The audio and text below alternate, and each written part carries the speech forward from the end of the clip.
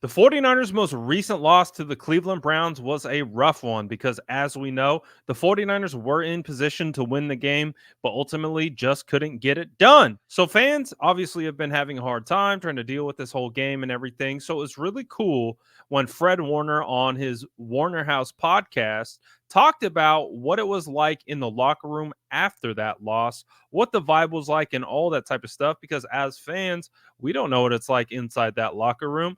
And not only that, but they also mentioned and touched on the fact that the Browns kind of recreated the 49ers entrance and discussed what happened in that scuffle before the game. Take a listen to what Fred Warner and his wife Sydney had to say right here. It's okay. It is okay. On to the next. You know, the vibes obviously in the locker room afterward were not the highest. Mm-hmm. How was it?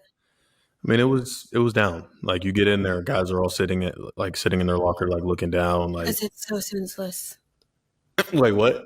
Because it just like feels like a senseless loss. Oh yeah, it's like one of those things where like we talked about it going into the game, what type of game it was going to be. We knew it was going to be a hard fought battle, but we knew it was a game that we needed, like we should have won. You know what I'm saying? And that's what I mean. another thing is people don't realize is like we're not used to losing, which is a great thing. Like it should sting because we're not used to losing. If we were used to losing, we'd all go in there and be like, oh, well, let's hope we get them next time. Like, no, like the standard has become winning every single week. Mm-hmm. And so to start the season 5-0 and then you lose the game, it's like, oh my God, I forgot what that feeling felt like. Like we hadn't lost a game since the NFC Championship game last year. So, you know, it's good for us. You know, I think you get scars in your career. You get scars throughout, you know, as you go through hard things. I feel like I already have enough scars.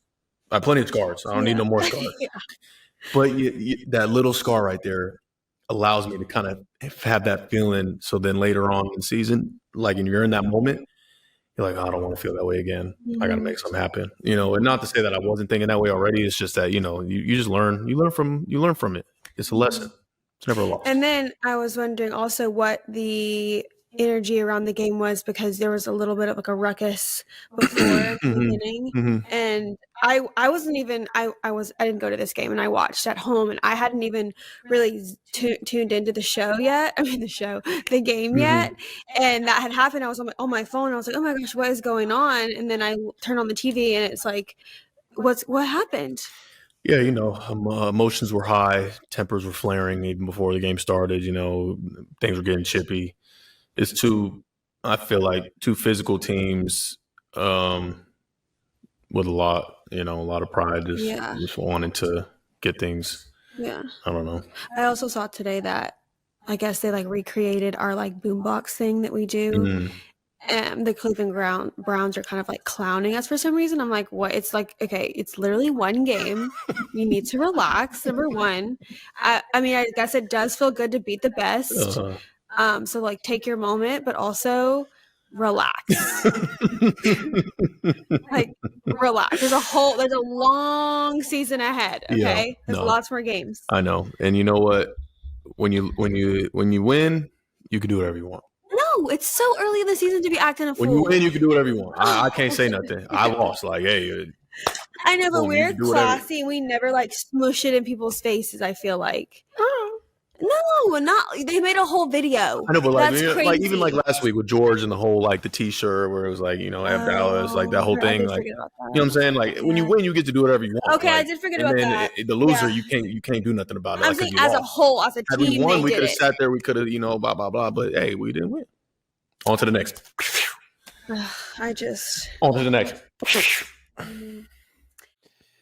Being able to get some perspective of the 49ers players and what it was like inside that locker room, I think is actually kind of refreshing, because as we know, as fans, as people outside, we're up and down with all these wins and losses and all that type of stuff.